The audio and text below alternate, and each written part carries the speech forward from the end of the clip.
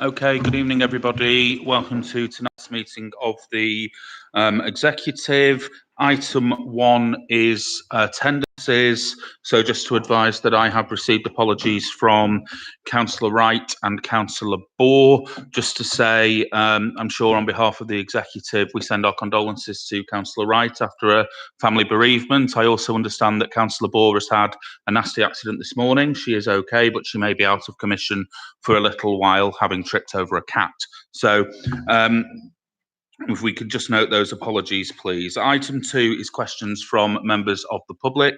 I'm advised that none have been received. Item 3 is declarations of interest. Are there any declarations of interest in any of the items on the agenda? No, okay. Item 4 is the minutes. So if we take these together, 4A, the executive meeting of the 15th of July, and 4B, the extraordinary executive of the 19th of August. Can we approve those as a correct record, please? Thank you. Item 5 is matters from council or overview and scrutiny committees. 5A is the Children and Young People's Scrutiny Committee task and finish group review into education, health and care plans and the process in Trafford. Councillor Denise Weston, please. Thank you, Leader. You should all be in receipt of the report of the Children and Young People's Scrutiny Committee's task and finish group review of the EHCP process in Trafford.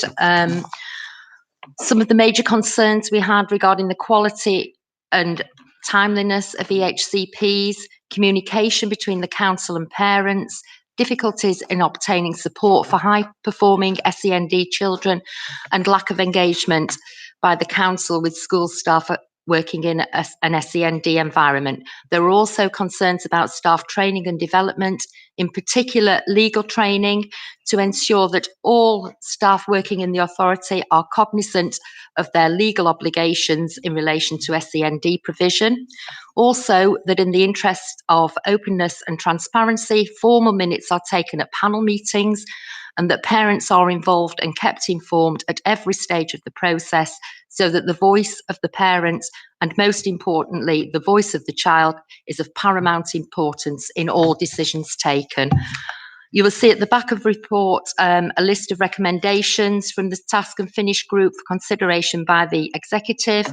We've worked closely with senior officers, the EHCP team, parents, Trafford Parents Forum and PYPPS in gathering information for the report. I'd like to thank in particular Karen Samples, Kathy Rooney and Alex and Fabiola, our scrutiny officers, for all their help and support with this. We're continuing our work in this area and now focusing on exclusions and tribunals, and the task and finish group on exclusions has already met once and we will be having our second meeting this week. Thank you, Leader. Thank you. Councillor Hines, did you want to comment on that? Yes, thank you, Leader. I just really wanted to say a massive thank you to everybody that's been involved in this incredibly important piece of work. It has been a piece of work that has been ongoing for some time. It's incredibly in depth. It took me a while to read through it because I spent a lot of time reflecting on what was in the report.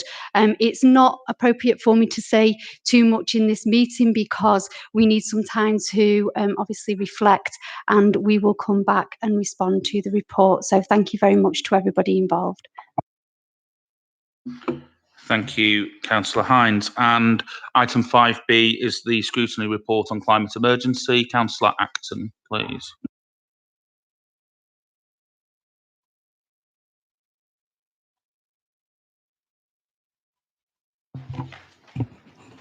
As all members are aware, last November the Council agreed to declare a climate emergency and agreed to set up a task and finish group. And we have obviously done that, and the task and finish group has met regularly, and this has culminated in this report that's before you tonight. I don't intend, and you'll be pleased to know, I don't intend to go through it line by line. However, I will refer you to the summary of the recommendations at the bottom of the report. I think the salient points are in there, and the main recommendations of the Task and Finish group, the fact that we are not a delivery agent, the Scrutiny Committee and the Task and Finish group, we do feel that, and we recommend that a committee be set up of the council to deliver the carbon reduction by 2038, not 1938, which is in line with the GM target. And I think it's really important that we stick to that timeline. I think if we can do it sooner, then the better, really. And I know a lot of work will need to be done.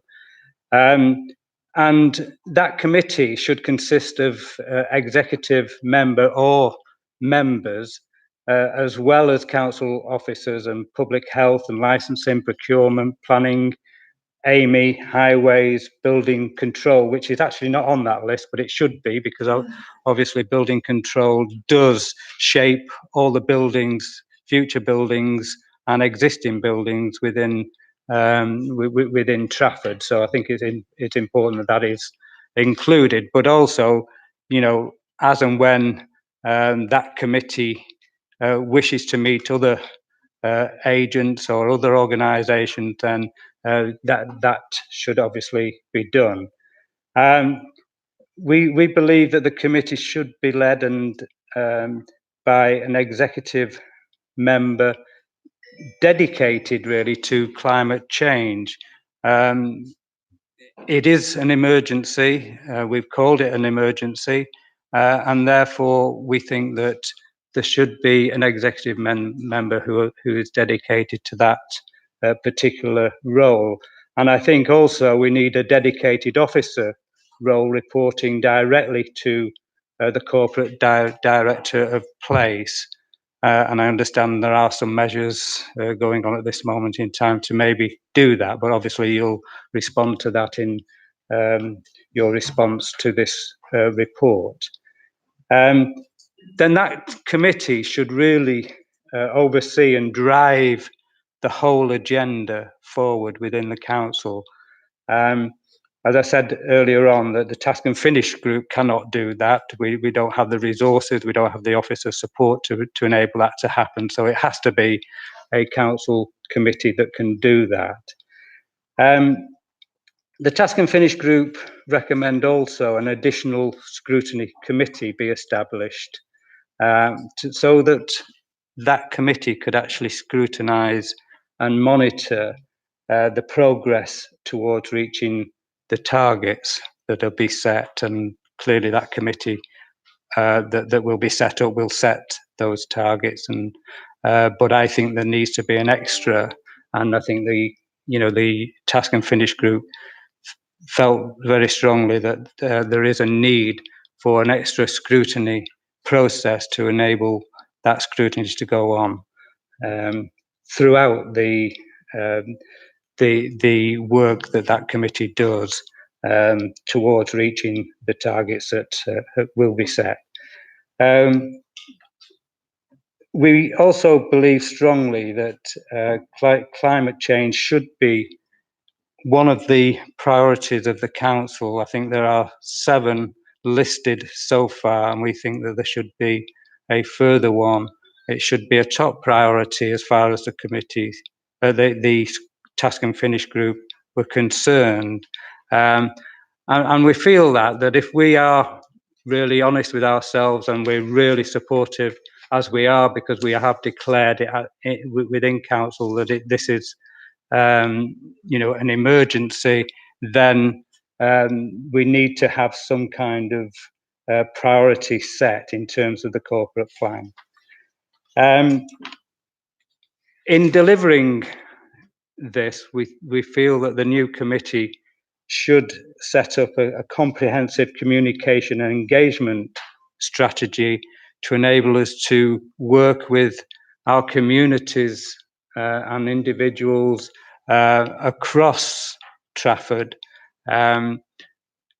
yes, people are talking about climate change now, but I think there has to be a lead from this council so that we link in to our communities in a way that really resonates. And I think a comprehensive communication plan will help enormously within that. And we have suggested how we can communicate.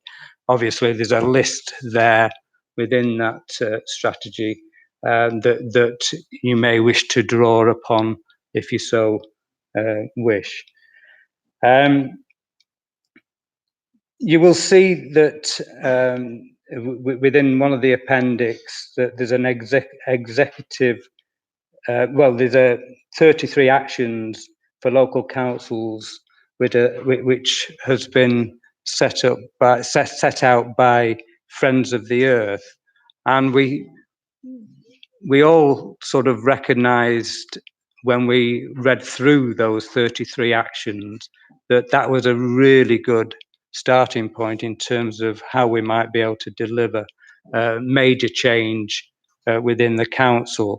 I know that that appendix it's based around a table of the 33 actions, and quite a lot of work has already been done by Greater Manchester, which is great, and ourselves as a council. And I think how we develop and work that through will be very, very important. So these are the recommendations. We do feel that there are some quick wins that we could deliver on very quickly. Buying, for instance, green energy,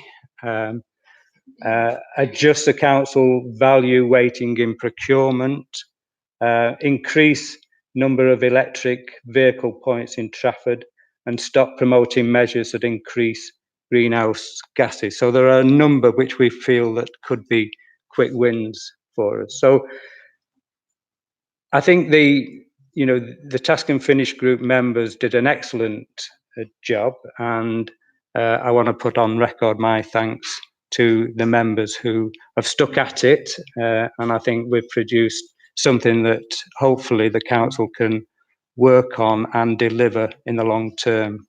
So, but not too long. So thanks very much, Chair. Thank you, Councillor Acton. Councillor Adshead. Thank you, Leader.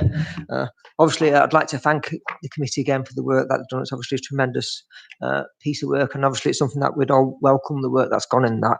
Obviously, we're going to take it away and actually look at this, so it's obviously not appropriate for us to comment here tonight, obviously, and it will report back in due course on that. So I'll leave it at that and say thank you. Yeah, okay. Thank you, Councillor Adshead. In the case of both 5A and 5B then, for the moment, we're just asked to consider those recommendations. We will ensure a timely response back to, in the case of the Children and Young People Scrutiny Committee, the committee directly, and with regard to the task and finish on climate emergency, a full report back to full council. So can we note the recommendations that we take those away and report back accordingly, please? Thank you. Item 6 is the future delivery partner for community health and adult social care services in Trafford. Councillor Harding, please. Thank you, Leader. You will all be aware that this piece of work has come to exec over a period of time, and this is the final piece of the jigsaw, really, in relation to the formal signing and entering into the Section 75 Strategic Partnership Agreement. So this report seeks approval for the Council to enter into this proposed agreement with Manchester Foundation Trust. The agreement term will commence on the 1st of October and will provide the assurance and legal framework for the proposed partnership. And it's recommended, so the report's for noting, it's recommended that the Executive approves the proposal for the Section 75 and that this decision be deemed urgent and not subject to calling for the reasons as set out in the report. Thank you, Leader. Thank you, Councillor Harding. Any questions or comments from members of the Executive? Questions or comments more widely? Councillor Coggins. Thank you. I was just wondering if we could get more detail on why it has been taken as an urgent decision. Obviously, the agreement kicks in tomorrow, but we are told in the report that Pennine tried to started the process of breaking their agreement almost a year ago in October 2018. I was just wondering if we could get some details why we haven't had long enough to take it to a previous exec and then not have to run it as an urgent issue. Thanks. Councillor Coggins, this has been to exec on several occasions. This is the final part of the jigsaw where we enter into the official signing tomorrow, but this report and the process of how we've entered into selecting the partner to take over from Pennine has been to executive on several occasions. If I can just, obviously this final decision is being taken as an urgent decision, which is an option. We could have avoided that by having it backdated. Did it take a whole year? Was that unavoidable? Was there no option to have it done in time so it didn't have to be taken as an urgent decision without the option of call-in? Yeah, I was going to say MFT signed the agreement on the 8th of September. It's, we don't really want to delay this process any longer. We have to ensure that we deliver health services for the residents of Trafford. The process has gone through where we have procured and ensured that the partner will be MFT. That whole process has gone through a very robust process. And as I've said, really, this is, we've been really transparent at exec. It's just to ensure that we enter into that agreement formally. Any further questions or comments? No. Okay. The recommendations was at page 1 of the report, page 89 of the pack. All those in favour? Thank you. Item 7 is land at Regent Road, Altrincham. In the absence of Councillor Wright, I will introduce this item. So members will be aware that back in 2017, the council proposed a redevelopment of the Regent Road site, which is currently a council-run car park, for 70 homes and a 300-space multi-storey car park. That was granted planning permission earlier this year, and then a non-material change to the planning permission was approved in July. So where we're at in terms of this particular paper and why it's before the executive this evening, this paper sets out our intention to make use of Section 203 Housing and Planning Act 2016, which permits certain third-party rights over land, easements, covenants, etc., to be overridden if land has been appropriated by the council for planning purposes. Third-party owners of land which has the benefit of those rights are then no longer able to exercise or otherwise enforce their rights by obtaining an injunction. The law makes provision for such a circumstance where attempts to negotiate with all the landowners with the benefit of the restricted covenants would not be feasible, since there is no way of knowing who all those affected are. Basically, we're doing this because the process of appropriation, if done properly, eliminates the risk of a third-party landowner obtaining an injunction from the court and halting the development work that may take place. So the landowner would still be entitled to financial compensation for the interference with their property right, but would not be able to stop the work from proceeding.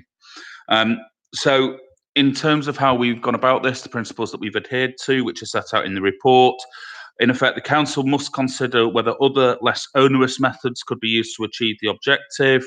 We must satisfy ourselves that there is a compelling reason in the public interest to appropriate the land for a planning purpose, and we've deemed in this case that there is, by virtue of the points set out at section 3.4 of the report. It is worth saying that although there was no requirement for us to do so in the interests of fairness and of transparency, we did undertake a consultation which has been completed as set out in Appendix C. So the report effectively recommends that we use our appropriation powers to for a planning purpose for the land at Regent Road, so that we can carry on with the redevelopment of the site. That is something that the council have been seeking to do for the past 2 years. Are there any questions or comments from members of the executive? Any questions or comments more widely? Councillor Coggins. Thanks. Just briefly, just about the consultation, I acknowledge that obviously there was no statutory requirement to have one here. I was a bit worried that in a number of the comments, residents seem to have not understood what the consultation letter was about. And some of them cited having spoke to a number of other residents who live nearby who didn't understand it. And the response has been, I suppose, to send a letter to the members of the public, but an explanation. Would it have been possible to send that letter before? Has that already happened? Have people had a chance to read that and respond if they needed to? Or has that process not yet happened? Or would it be possible to delay this decision until that process has gone through? Richard, I wonder if you could just clarify on that for me, please. The letters are in the process of going out. Whether they've gone out or not at this moment in time, I can't confirm. The instruction was given for us to go out a couple of weeks ago. Certainly, given that we were not obligated to carry out the consultation, I'm not minded to delay this. I think we all want to get on and see the site redeveloped as quickly as possible. Are there any further questions or comments? No. Okay. Recommendations are as at page 1 of the report, page 97 of the pack. They approved? Aye. Thank you. Item 8 is me in place of Councillor Wright again. This is the town centres framework. So in recent years, the focus of the council has been on developing strategies for each of our individual town centres in isolation. We've not previously had an overarching strategic framework to set the strategies in context. So the idea behind the town centres framework is that this is a document that we will have moving forward that covers each town centre within the borough and acts as a strategic umbrella to coordinate future development and activity. The framework's intended to complement the corporate priorities, the economic growth and housing framework, and the activity of partner organisations, and it does align with the various plans and strategies that we have for our 4 core town centres at Altrincham, Sale, Urmston and Stretford. The framework identifies a number of priority themes for improvement within town centres. They're set out at point 3 of the report. And following executive approval, the framework would be used to guide future strategic work and activity within the individual town centres. We've done this because we feel that without an overarching framework, the work that we do around each of our town centres in isolation could be quite fragmented and uncoordinated. So we think that this is the best way to go as we strive for improvement and regeneration across all of our main town centres in Trafford. So the full document was provided as part of the report, and executive are asked to approve the framework this evening. Are there any questions or comments from members of the executive, or more widely? No. Okay. So the recommendation is to approve the town centres framework as per page 127 of the pack. Is that agreed? Aye. Thank you. Item 9 is the council tax long-term empty property premium. Councillor Ross, please. Thank you, Leader. We're looking for the executive to approve an amendment to the council tax long-term empty property premium. The report details the proposed changes. It's about getting more of the houses into use rather than generating income. At the moment, you'll see in the report there's over 2,000 properties that are classed as empty as of August 2019. We all probably have from our own mailboxes as councillors people that have raised concerns about empty properties on their street. So we really want to try and get those back into circulation so that families and individuals can live in there. We did a consultation which has widely favourable feedback from it, and there is also an equalities impact assessment detailed in there which shows an overall neutral impact. Thank you. Thank you, Councillor Ross. Any questions or comments from members of the executive? Questions or comments more widely? Councillor Myers, please. Yeah, thank you, Leader. We are very supportive of this, and I think it would be quite a good way of perhaps preventing people hanging on to empty properties if they realise they're suddenly going to get penalised. I am, however, concerned that sometimes there might be some kind of legal impediment of people actually selling the house. There might be a restriction on them actually selling the house. So the owners, the landlords who actually own the property may want to sell the house, but they are prevented by law in doing so. So will there be some kind of appeals procedure where we will look at the circumstances and then decide what penalty to impose. Thank you, Chairman. Thank you. Yes, there will be.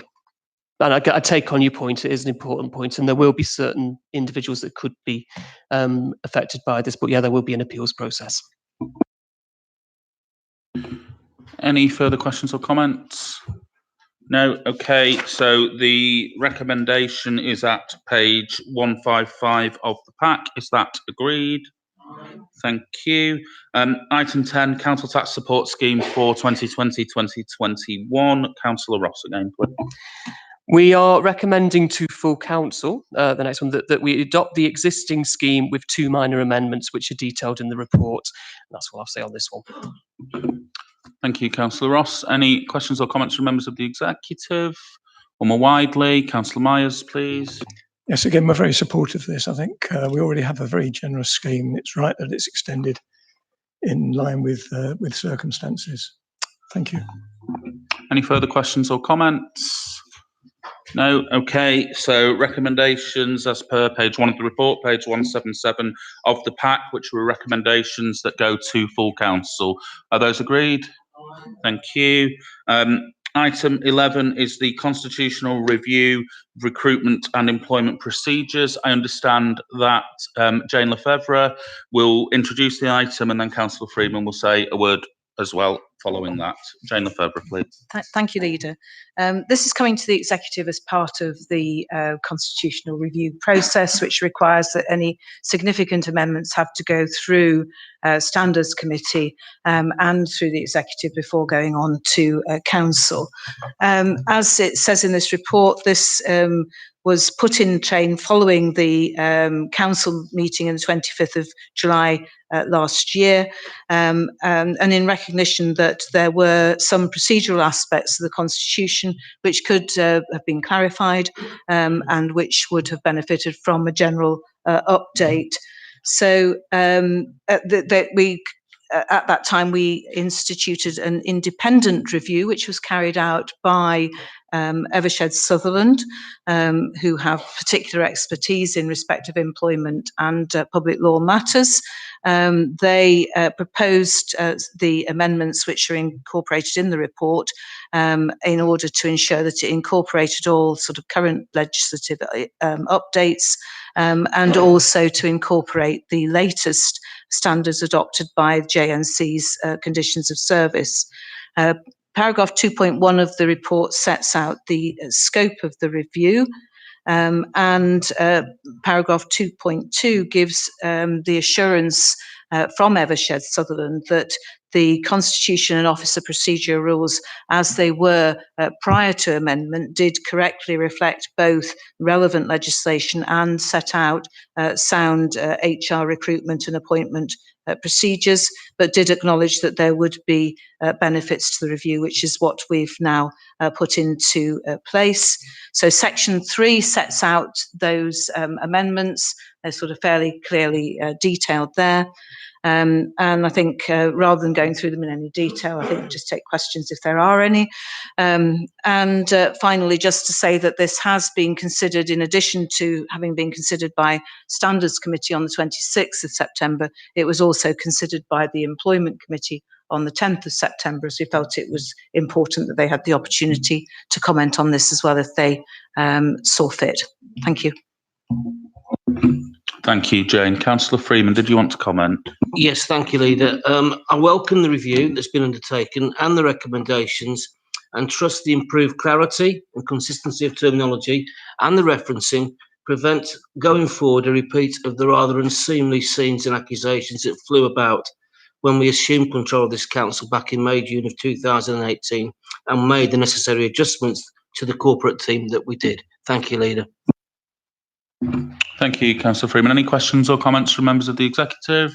Questions or comments more widely? Councillor Coggins. Just briefly to echo some of what Councillor Freeman has said, I was involved in some of the appointment panel and committee, and it's good to have the clarification. Thanks. Any further questions or comments? No. Okay. The recommendations, which again involve going to full council for approval and adoption, whereas at page 1 of the report, page 181 of the pack. Are they agreed? Aye. Thank you. Item 12 is the budget monitoring report for 1920, period 4. Councillor Ross, please. Thank you, Leader. Obviously, budget monitoring reports are very important to us so that we can see how our budget is performing against plan and also identify where there are variances. There are a couple of things that I'll go on to in terms of the recommendations, but first of all, I'd like to draw the Executive's attention to the Children's Services and Adult Social Care budgets. You'll see that they are both have an adverse variance. The children's budget is actually moving in the right direction. The adults budget has moved the other way. There is information as to reasonings behind that in the report, which includes the complexity of cases and the cost of care. I also want to draw attention to the pressure that we're facing in business rates. We're looking at an in-year pressure of 2.8 million for this year for reasons that are listed in there, and also stress that with business rates, they can go up as well as down, and we are quite exposed in there as an income stream, but we do have a reserve in place to use if necessary. In terms of the two main recommendations for the from this report, it's to note the changes in the capital, which are outlined in paragraph 30. We are receiving £39,000 lower than anticipated in terms of our pothole grants. But you'll see that there are also new schemes in there, including cycling and riding stations that are listed in the report. And the second important thing is we need to make a decision tonight on a loan facility to Trafford Leisure, which is detailed in page 13 of this report. You'll see a combination of members of staff from Trafford Leisure not having a pay increase for a number of years, together with the standard of the building, have led to predicted shortfalls for the next few years. So I am looking for the Executive to agree a lending facility as set out in the papers. Thank you. Thank you, Councillor Ross. Are there any questions or comments from members of the Executive? Questions or comments more widely? Councillor Myers, please. Yes, thank you, Leader. I understand the issue with the demand-led services, and it's an issue that we seem to face every year, and it just carries on and on and on. And there's no simple fix for that. The £700,000 in business rates is a bit more concerning. Is there any chance that some of these empty properties that we actually own could be brought into, or we are the landlords for, could be brought back into use sooner than predicted, and in fact come back into this year? I shall just ask Richard that. And one of where we are able to bring empty properties back into use early, then that is what we will do. So we're constantly actively looking to make better use of our buildings. And one of them that will have been on the list is the UA92 home, which UA92 officially launched as of last week. So that is now half occupied, and we're working with UA92 and Bruntwood as our co-owners on usage of the other space there. Other properties where we are holding empty properties pending redevelopment proposals, then we'll be looking to bring forward those redevelopment proposals as fast as we are able to do so as well. So I take that as a yes then, Leader. Yeah. Yes, and if I could just add in, obviously you've identified, Patrick, as we all have, the how exposed we are to business rate changes, and that's one of the reasons we have a reserve. The elephant in the room, I should say, is at the moment the uncertainty that we have over the next few weeks, possibly months, regarding Brexit. And I just want to offer assurances on behalf of the Executive that we are taking those risks very seriously. We could have some pressures on businesses over the next few weeks, months, indeed years, as a result of this, which would impact on our budget line. Can I just come back on Councillor Ross's point there? Do we know what we're going to do with the £315,000?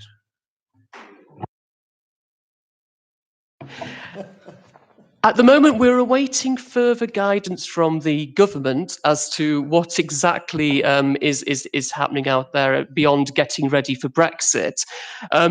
We have the money. We will be looking at the best way to use it to address the exposure that we may have to Brexit. Ideas have been discussed, and obviously we are also looking to brief members as soon as possible as part of the preparations for Brexit if it happens. But yes, we have mentioned that that amount of money, and it has been the same for most local authorities across the borough have received the same money, apart from those that have ports, where I think they've had a little more support. It is worth just adding to that the retention of the money is a policy that's been adopted across Greater Manchester. Actually, most of us are waiting to see. Obviously, it's very uncertain times, so it is difficult to know exactly how that money is best spent for the moment. Are there any other questions or comments with regard to the budget monitor? Can I just make a comment on the loan to the Leisure Trust? For me, much as this is not something that necessarily we would look to do normally, this is incredibly important because there are members of staff at the Leisure Trust, having previously been members of local authority staff, who now have not had a pay increase for around 9 years. And I think that is absolutely unacceptable. We are in a position where supervisory members of staff's wages are about to align entirely with the wages of staff who are not in supervisory or management positions because of the uplift in the minimum wage. So I think this is something that's extremely important. We are already losing very good people who have worked for the Leisure Trust for a number of years, and I'm really proud that we're taking this step to give them a proper wage structure and a pay rise for the first time in almost a decade. So with that, the recommendations are as at page 1 of the report, page 205 of the pack. Are they agreed? Aye. Thank you.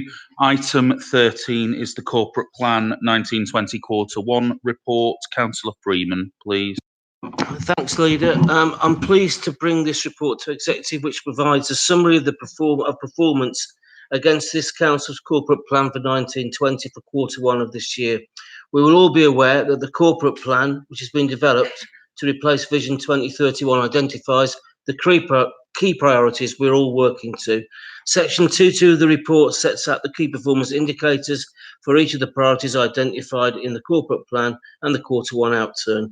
Regular performance monitoring will ensure our council leadership teams take the necessary action to keep performance on track and aligned to our priorities. Finally, in moving the report, I'd like to thank all of the staff that have been involved in producing it and the appendices. Thank you, Leader. Thank you, Councillor Freeman, and I'd echo those thanks. It does A, look like an extremely impressive document, but B, contain lots of really useful, accessible and important information. Are there any questions or comments from members of the executive? Questions or comments more widely? No? Okay, so we're just asked to note the contents of the report as at page 229 of the pack. Is that agreed? Thank you. Item 14 is urgent business. I am not aware of any urgent business. Item 15 is not required, I don't believe, the exclusion resolution. So that brings the meeting to a close. Thank you very much, everybody, for your attendance.